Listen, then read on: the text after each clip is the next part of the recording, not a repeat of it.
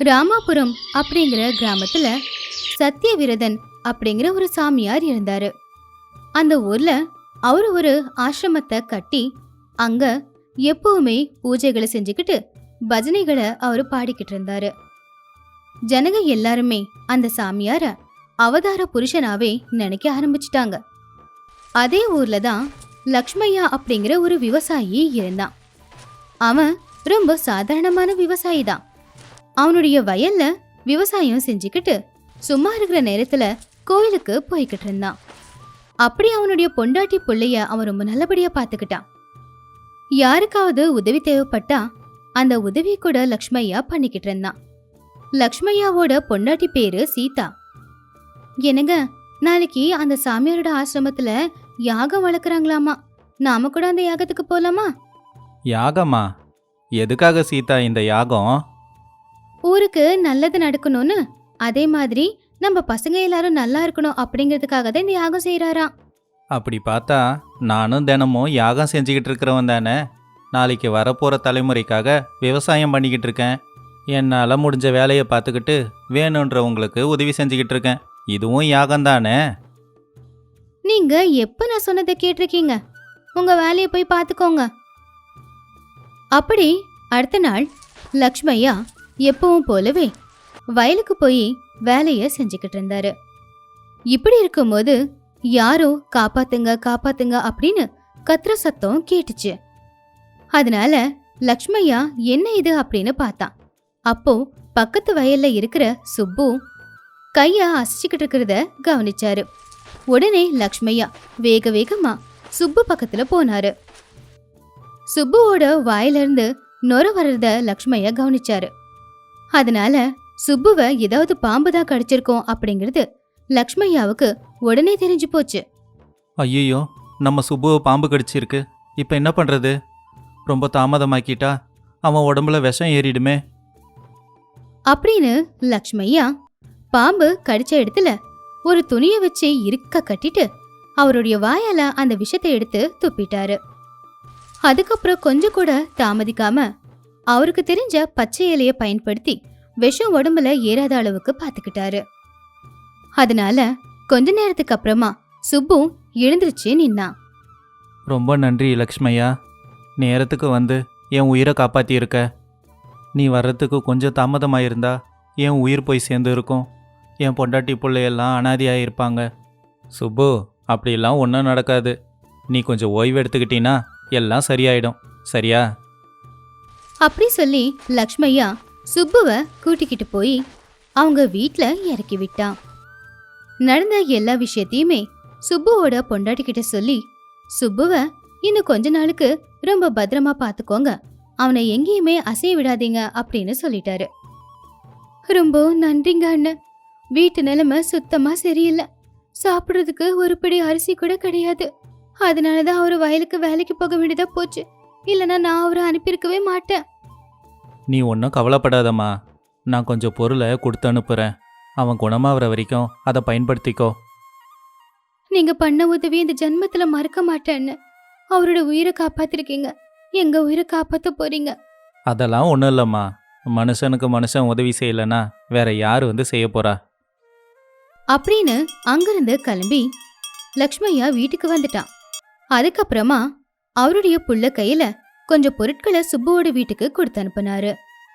அதனால சுப்புவோட குடும்பமும் கஷ்டப்படாம இருந்துச்சு.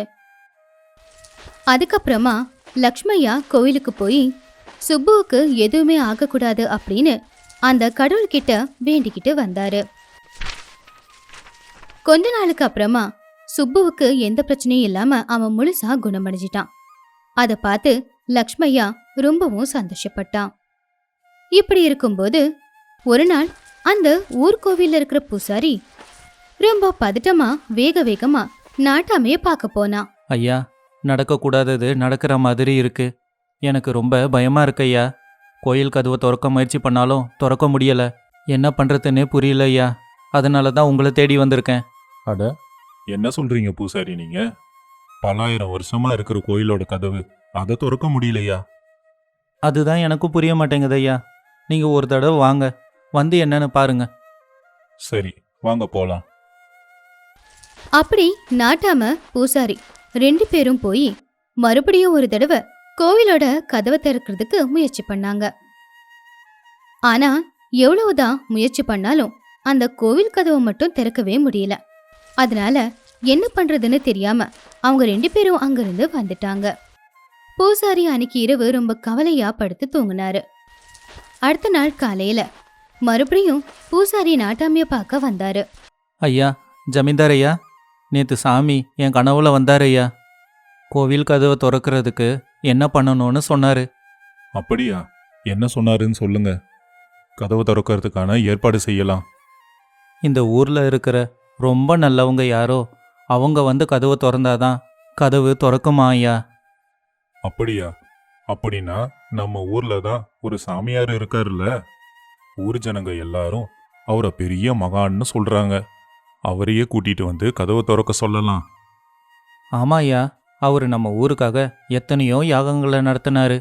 எப்பவும் கடவுளோட பேரை சொல்லி எத்தனையோ பூஜைகளை பண்ணியிருக்காரு. கண்டிப்பா அவர் வந்து திறந்தாதான் கதவு திறக்கும் போல ஐயா. அதனால நாட்டாம பூசாரி 2 பேருமே கிளம்பி சத்திய விரதன் சாமியாரோட ஆசிரமத்துக்கு போய் அவர்கிட்ட நடந்தது எல்லாத்தையுமே சொன்னாங்க. அவரையே வந்து கதவு திறக்கணும் அப்படின்னு கேட்டாங்க. அப்படியே ஆகட்டும். என்னால் கோயில் கதவை திறக்க முடியும் அப்படின்னா அதில் எனக்கு எந்த கஷ்டமும் இல்லை. வாங்க போகலாம். அப்படி எல்லாருமா சேர்ந்து கோவில் கிட்ட போனாங்க. அப்போ சத்தியவிரதன் சாமியார் அந்த கோவில் கதவை திறக்க ரொம்பவே முயற்சி பண்ணாரு. ஆனா அவரு எவ்வளவுதான் முயற்சி செஞ்சாலும் அந்த கதவை மட்டும் திறக்கவே முடியல. அத பார்த்து நாட்டாமையும் பூசாரியும் 2 பேரும் ஆச்சரியப்பட்டாங்க. எத்தனையோ யாகங்களை செஞ்ச சாமியாரே கதவு திறந்தும் கூட கதவு திறக்க மாட்டேங்குதே. இவரை விட நல்லவர் இந்த ஊரில் வேற யாரு இருக்காங்க? அதுதான் பூசாரி, எனக்கும் புரிய மாட்டேங்குது. இப்ப என்ன பண்றதுன்னே தெரியலையே. அப்படி அவங்க எல்லாருமே இனி எதுவும் பண்ண முடியாது அப்படின்னு எல்லாருமே அவங்கவுங்க வீட்டுக்கு போயிட்டாங்க.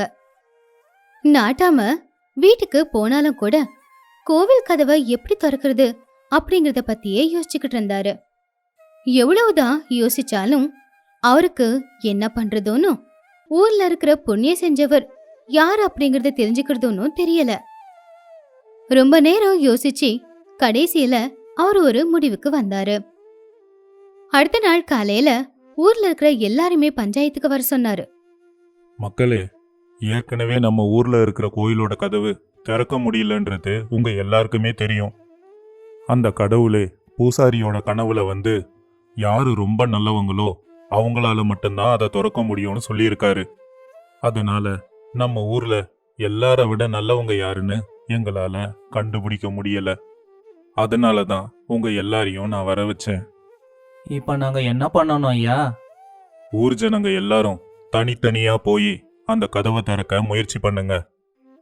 யாரு ரொம்ப நல்லவங்களோ அவங்க திறக்கும் போது அந்த கதவு திறக்கும். எனக்கு இதை விட்டா வேற எந்த வழியும் தெரியல. நாட்டாம சொன்ன விஷயத்த ஊஜனங்க எல்லாருமே புரிஞ்சுக்கிட்டு அதுக்கு சரி அப்படின்னு சொன்னாங்க. அதுக்கப்புறமா ஒவ்வொருத்தங்களா போய் அந்த கோவிலோட கதவை திறக்கிறதுக்கு முயற்சியை செஞ்சாங்க. ஆனா எத்தனை பேர் முயற்சி பண்ணாலும் அந்த கோவில் கதவை சுத்தமா திறக்கவே முடியல. ஆனா லக்ஷ்மையா மட்டும் அந்த கோவிலோட கதவை தொட்ட உடனேயே திறந்துக்குச்சு. அத பார்த்து ஊர்ல இருந்த எல்லாருமே ரொம்பவும் ஆச்சரியப்பட்டாங்க. அப்போ லக்ஷ்மையாவும் நான் தொட்ட உடனே கதவு எப்படி திறந்துக்குச்சு அப்படின்னு அவனும் ரொம்பவே ஆச்சரியத்துல இருந்தான். நீங்க எல்லாரும் எதுக்காக ஆச்சரியப்படுறீங்க? என்னை விட உண்மையிலேயே இவர்தான் ரொம்ப நல்லவர். பூஜைகளை செய்ய, யாகங்களை செய்ய நான் காணிக்க உங்ககிட்ட இருந்து தானே வாங்கிக்கிட்டு இருக்கேன். ஆனால் இவர் எந்த எதிர்பார்ப்பும் இல்லாமல் எல்லாருக்கும் அவர்கிட்ட இருக்கிறத வச்சு உதவி செய்கிறவர். நிச்சயமாக இந்த ஊரில் இருக்கிற எல்லாருக்கும் ஏதோ ஒரு வகையில் இவர் கண்டிப்பாக உதவி செஞ்சிருப்பாரு. அப்படி அந்த சாமியார் சொன்னதை கேட்டு ஊஜனங்க எல்லாரும் ஆமாமா லக்ஷ்மையா எனக்கும் நிறைய உதவிகளை செஞ்சிருக்காரு அப்படின்னு பேசிக்கிட்டு இருந்தாங்க. உங்களுக்கு தெரியாத இன்னொரு விஷயம் இருக்கு. நான் இந்த ஊருக்கு வந்த புதுசுல சாப்பிட்றதுக்கு சாப்பாடே இல்லாமல் பசியில் கஷ்டப்பட்டுக்கிட்டு இருந்த நேரத்தில் இவர் தான் எனக்கு சாப்பாடும் கொடுத்து தங்க இடமும் கொடுத்தாரு. அப்படி சாமியார் சொன்னது எல்லாத்தையுமே கேட்ட ஊஜனங்க எல்லாரும் அது உண்மைதான் அப்படின்னு நினைச்சாங்க. ஐயா, நீங்கள் என்ன சொல்கிறீங்க அப்படின்னு எனக்கு ஒன்றுமே புரியல. நான் அவ்வளோ பெரிய வேலை எதுவும் செய்யலையே. எனக்கு தெரிஞ்சதெல்லாம் ஒன்று தான், கஷ்டத்தில் இருக்கிறவங்களுக்கு உதவி செய்யணும். மனுஷனுக்கு மனுஷனே உதவி செய்யலைன்னா வேற யார் செய்வா? நீ சொல்கிறது உண்மைதான் லக்ஷ்மி ஐயா. எல்லாருமே கடவுளை கோவில்லையும் பூஜையிலையும் யாகத்திலையும் தான் தேடிக்கிட்டு இருக்காங்க. ஆனால் நீ மட்டும் அந்த கடவுளை உன் கூட இருக்கிற மனுஷங்களில் தேடி இருக்க. அதனால தான் நீ எல்லாரையும் விட நல்லவனா இருக்க. நானும் இன்னிலிருந்து மனுஷங்களுக்கு உதவி செஞ்சு அவங்கக்கிட்டேயே அந்த கடவுளை பார்க்க போகிறேன். அப்படி ஊஜனங்க எல்லாருமே லக்ஷ்மையாவுக்கு நன்றிய தெரிவிச்சாங்க. உண்மையான கடவுள் யாருங்கிறதையும் தெரிஞ்சுக்கிட்டாங்க. இந்த கதையில இருக்கிற நீதி என்னன்னா, மானவ சேவையை மாதவன் சேவை அப்படின்னு சொல்லுவாங்க. அப்படின்னா ஒருத்தவங்களுக்கு இன்னொருத்தவங்க உதவி செய்யறது அந்த கடவுளை கும்பிடுறதுக்கு சமந்தான். அதனாலதான் நம்ம கூட இருக்கிற ஒருத்தங்களுக்கு உதவி தேவைப்படும் போது நாம செய்யற உதவியில நமக்கு கிடைக்கிற புண்ணியம் எத்தனையோ யத்னியோ யாகம் செய்யும் போது கிடைக்கிற புண்ணியத்துக்கு சமமாகுது.